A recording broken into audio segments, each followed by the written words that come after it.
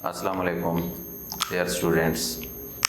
हम biology second year को discuss कर रहे हैं, उसमें चैप्टर नंबर 15 कल हमने पढ़ा था कि कंसेप्ट इन होम्योस्टेसिस या होम्योस्टेसिस जो है वो क्या होता है। लेकिन आज का जो हमारा टॉपिक है उसे हम डिस्कस करने जा रहे हैं, वो है आपके पास osmoregulation. First of all homeostasis को देख लें कि हमने कल आपको होम्योस्टेसिस क्या समझाया था। होम्योस्टेसिस का मतलब ये होता है कि अगर हम अपने इंटरनल बॉडी इन्वायरमेंट को मेंटेन करते हैं, चाहे बाहर जितना भी एक्सटर्नल इन्वायरमेंट के अंदर चेंज आता है, तो हम उसे होम्योस्टेसिस कहते थे। अब होम्योस्टेसिस को हमने 3 हिस्सों में तकसीम किया है। एक आपके पास ऑस्मो रेगुलेशन होता है, एक आपके पास थर्मो रेगुलेशन होता है और एक होता है एक्सक्रीशन। इस पूरे चैप्टर के अंदर हम ये 3 बातें पढ़ेंगे कि ऑस्मो रेगुलेशन क्या है और एक्सक्रीशन क्या होता है, उसके बाद थर्मो रेगुलेशन क्या होता है। तो नेक्स्ट जो टॉपिक हमारे है वो ऑस्मो रेगुलेशन है। देखें ऑस्मो रेगुलेशन क्या होता है। ऑस्मो रेगुलेशन यहाँ पे देखें 2 लफ्ज़ हैं आपके पास, एक लिखा हुआ है ऑस्मो और दूसरा जो आपके पास लिखा हुआ है वो है रेगुलेशन। ठीक है, ऑस्मो का मतलब होता है वाटर, ठीक है, और जो रेगुलेशन है इसका मतलब होता है टू कंट्रोल, यानी कि बॉडी के अंदर आप जब पानी को कंट्रोल करते हैं, मेंटेन करते हैं, तो हम उसे ऑस्मो रेगुलेशन कहते हैं। या इसकी तारीफ आप यूँ भी कर सकते हैं कि to maintain the salts, solutes and water are a fluid into the body, कि अगर आप सॉल्ट्स को, सैल्यूट्स को, वाटर को या फ्लूइड को अपने जिस्म के अंदर मेंटेन करते हैं, तो इस प्रोसेस को हम क्या नाम देते हैं? ऑस्मो रेगुलेशन कहते हैं। अब ऑस्मो रेगुलेशन को हम 3 तरह के इन्वायरमेंट के अंदर डिस्कस करते हैं। पहला जो इन्वायरमेंट आपके पास मौजूद होते हैं उसे हम नाम देते हैं आइसोटोनिक। ठीक है, आप देखें जब बात आइसो की आ जाए, जहाँ भी आप देखें आइसो का मतलब होता है सेम।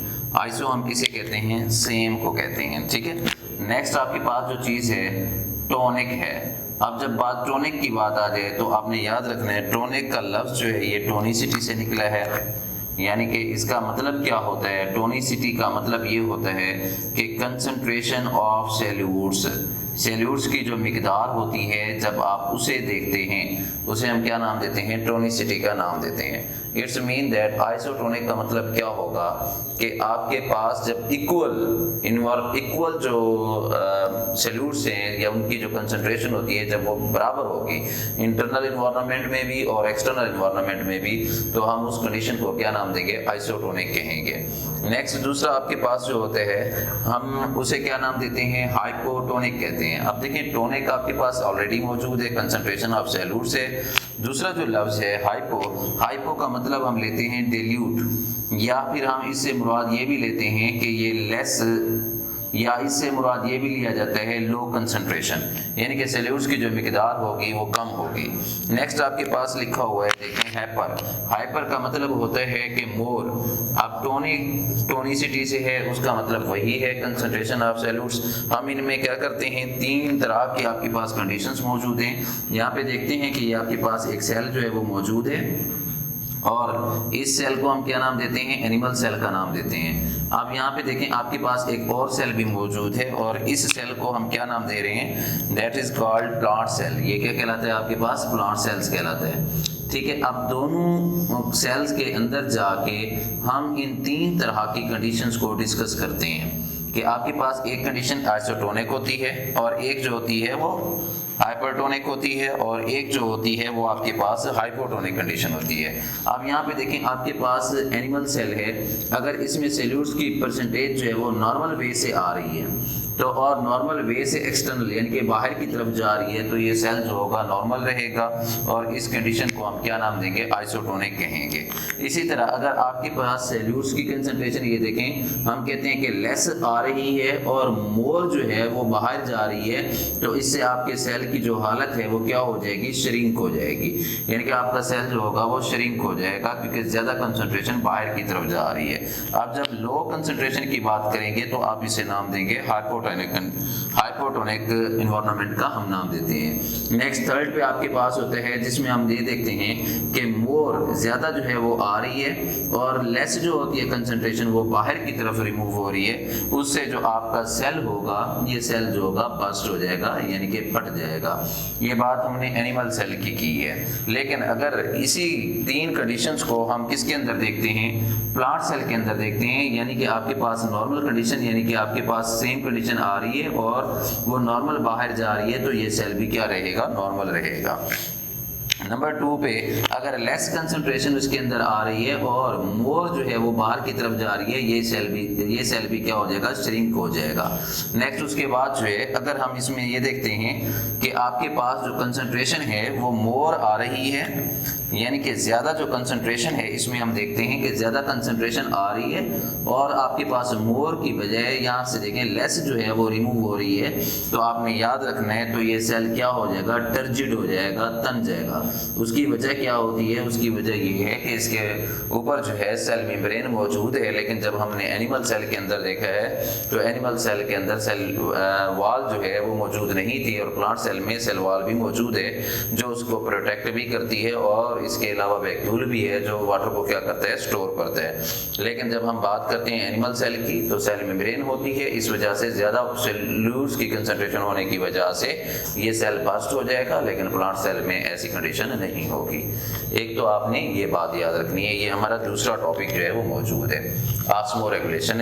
उसके बाद हमने इसी होम्योस्टेसिस के अंदर ये भी डिस्कस करना है कि ऑस्मोरेगुलेशन इन प्लांट्स क्या होता है या ऑस्मोरेगुलेशन इन एनिमल से आप क्या मुराद लेते हैं। तो सबसे पहले देखें, जब ऑस्मोरेगुलेशन इन प्लांट्स की बात करते हैं तो आपके पास हम प्लांट्स को 3 हिस्सों में तकसीम कर देते हैं। एक को हम नाम देते हैं हेड्रोफाइट्स, एक को हम नाम देते हैं मीजोफाइट्स और एक को हम नाम देते हैं जीरोफाइट्स का। अब हेड्रोफाइट्स का मतलब क्या होता है, हेड्रो जहां भी लफ्ज आ जाए इट्स मीन दैट वाटर, इसका मतलब वाटर होता है। दूसरा लफ्ज लिखा हुआ है फाइट्स, अब फाइट्स जहां भी आ जाता है तो इसका मतलब आपके पास होता है प्लांट्स, यानी कि ये ऐसे पौधे हैं जो पानी के अंदर रहते हैं। अब दूसरा देखें मीजोफाइट्स लिखा हुआ है, फाइट्स का मतलब क्या होगा, प्लांट्स। यहाँ पे देखें जीरोफाइट्स लिखा हुआ है, फाइट्स का मतलब क्या होगा, प्लांट्स होगा। अब हेड्रोफाइट्स लफ्ज याद रखना है, हेड्रो मीन वाटर, मीजो अभी हमने आपको नहीं बताया, जीरो भी नहीं बताया, दूसरा लफ्ज बताया फाइट्स। फाइट्स का क्या मतलब होगा, फाइट्स का मतलब होता है प्लांट्स, ठीक है। अब इसमें हेड्रोफाइट्स में हम ये कहते हैं कि these are those plants that are present in a water, that are present in a water, either partially present in a water, either they are completely present in a water। कि अगर ये पानी के अंदर पार्सली हों या completely हों, fresh water के अंदर मौजूद होते हैं, तो हम इन्हें क्या नाम देते हैं, हेड्रोफाइट्स का नाम देते हैं। अब दूसरा लफ्ज लिखा हुआ है मीजो, मीजो का मतलब होता है मॉडरेट, यानी कि आपने ये समझा है कि ये आपके पास ऐसे प्लांट्स हैं, फाइट्स का मतलब प्लांट्स होगा, कि मीजोफाइट्स ऐसे प्लांट्स होते हैं जो मॉडरेट इन्वायरमेंट के अंदर रहते हैं, उन्हें हम क्या नाम देते हैं, मीजोफाइट्स का नाम देते हैं। अब जीरो का लफ्ज जीरेक से निकला है और जीरेक का मतलब होता है ड्राई कंडीशन, यानी कि ड्राई, यानी कि ऐसे प्लांट्स हैं जो ड्राई कंडीशन में रहते हैं, उन्हें हम क्या नाम देते हैं, जीरोफाइट्स कहते हैं।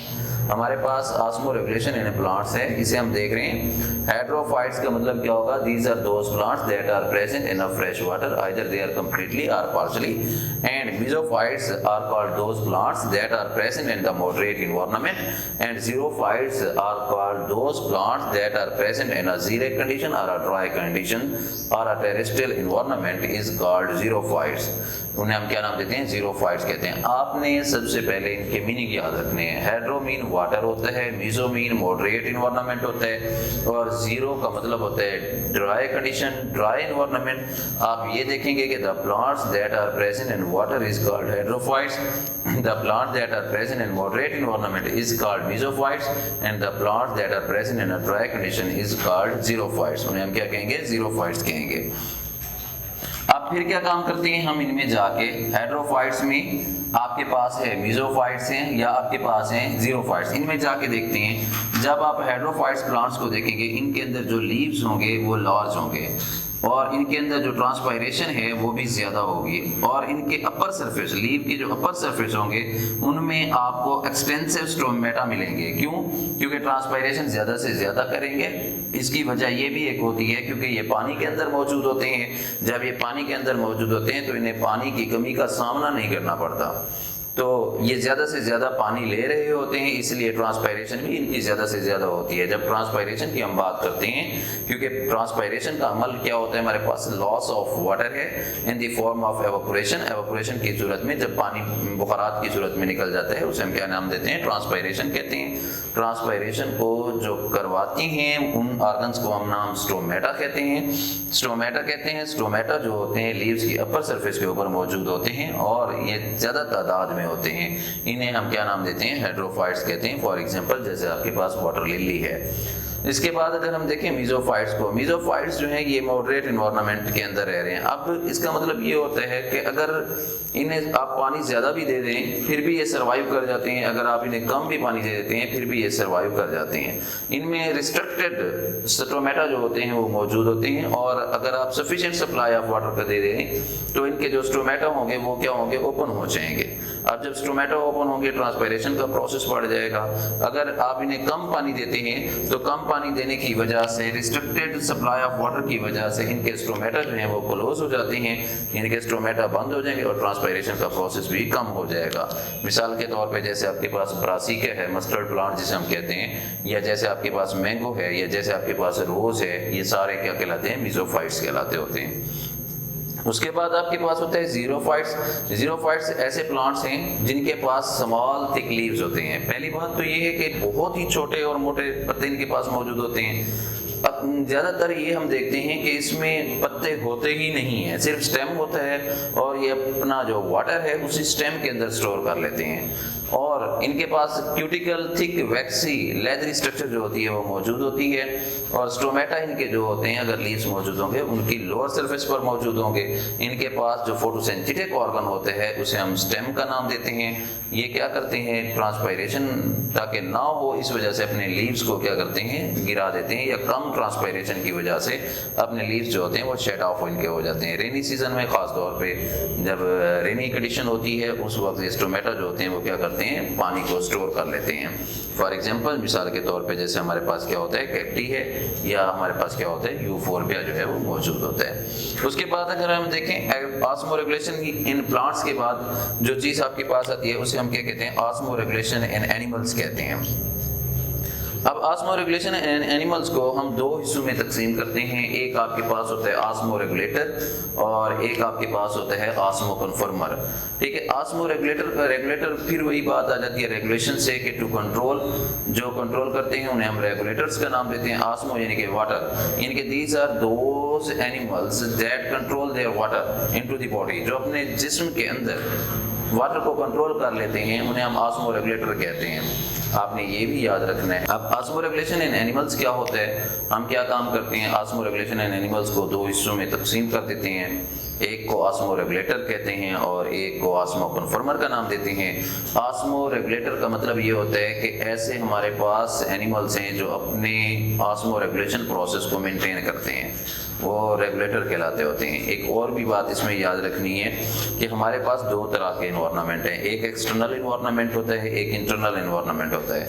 अब जो ऑर्गेनिजम्स अपने इंटरनल इन्वायरमेंट को according to the external environment यानी कि बाहर के इन्वायरमेंट के मुताबिक एडजस्ट कर लेते हैं या रेगुलेट कर लेते हैं या मेंटेन कर लेते हैं, वो ऑस्मोरेगुलेटर कहलाते हैं। यानी कि these are those animals that actively adjust their internal environmental conditions according to their external environmental conditions are called osmoregulator। अब अगर ना करते हो, सिर्फ आपने डू नॉट याद रख लेना है इसमें कि अगर वो नहीं करते तो वो क्या कहलाएंगे, ऑस्मोकन्फर्मर कहलाएंगे।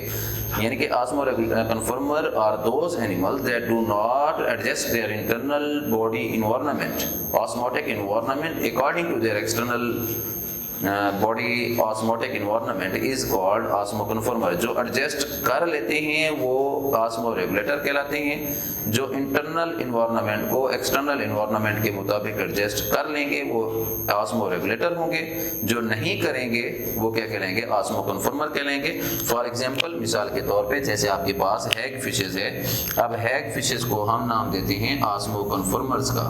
ये आस्मो कन्फर्मर कहलाते हैं। जैसे आपके पास मेरीन फिशेज़ हैं या फ्रेश वाटर फिशेज़ हैं, ये सारे जो आपके पास होंगे ये क्या कहलाएंगे, ये आस्मो रेगुलेटर्स कहलाएंगे। यानी कि मेरीन वाटर में जो फिशेस पाई जाती हैं वो भी आस्मो रेगुलेटर हैं, या फ्रेश वाटर जो फिशेस होंगी वो भी क्या कहलाएंगी, आस्मो रेगुलेटर कहलाएंगी। Thank you very much.